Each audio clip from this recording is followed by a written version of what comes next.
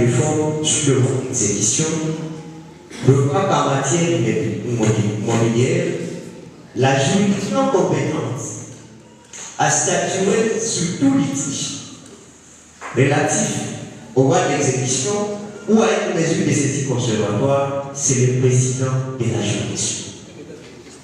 Un professeur, les praticiens qui sont savent qu'il y a une nette différence quand la loi emploie les concepts de président de la juridiction et quand la législation congolaise emploie le mot tribunal.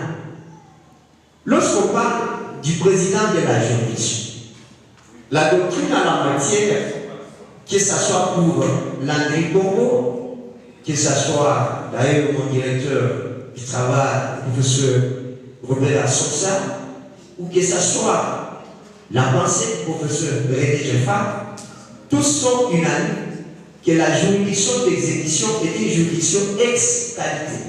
C'est-à-dire que c'est une juridiction attachée au président, au président du tribunal et non au tribunal. Et les États et l'espace OADA qui ont compris cette logique du législateur OADA ont adopté des lois spécifiques. Il en va par exemple du Cameroun. Le Cameroun a une loi de 2017 qui réglemente uniquement la question de la juridiction du contentieux et l'exécution à son article 3. Si vous êtes dans le droit béninois, vous allez voir les dispositions 583 et 586 alinéa 1er qui réglementent la question de la juridiction. C'est-à-dire quand on parle du président, dans la partie, on adresse la requête au président du tribunal. Et quand il statue, c'est une juridiction unique, il est seul. Il peut désigner un juge. Oui, il peut désigner s'il a un agenda surchargé, c'est la loi d'ailleurs qui le permet. Il peut désigner un des juges de son tribunal qui va statuer aussi comme juridiction de l'exécution.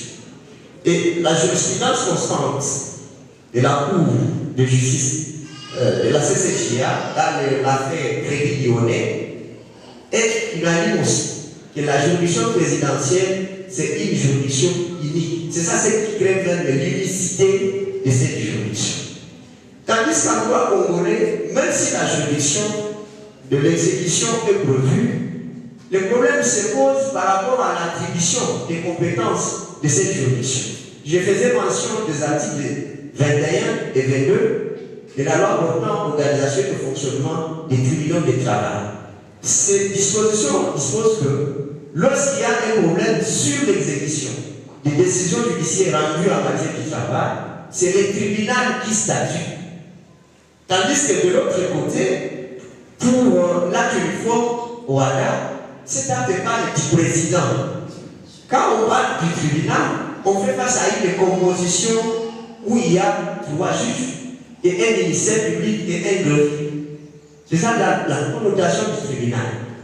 Alors que dans la pratique, même quand on saisit les juges pour une question par exemple de saisie conservatoire, on s'adresse à un juge et il n'y a même pas audience. Vous avez arrêté votre requête, le président du tribunal, dans son cabinet, il répond. On n'a pas besoin même que vous venez l'aider. C'est cette souplesse donc qu'on trouve dans la juridiction présidentielle, l'urgence qui la caractérise, qui crée la différence avec les tribunaux. Composer les tribunaux, pour ceux qui côtoient le prétoire, verront qu'il y a une petite cérémonie. Des fois, les juges sont là, le ministère public n'est pas là. Des fois, c'est le greffier qui n'est pas là. C'est cette souplesse donc qu'on trouve avec la juridiction présidentielle qui fait qu'il y ait une différence, mais aussi la deuxième raison, c'est qu'il y a même par rapport au monde de fonctionnement. Dans la juridiction présidentielle, on est en face d'un juge inédit. La dernière question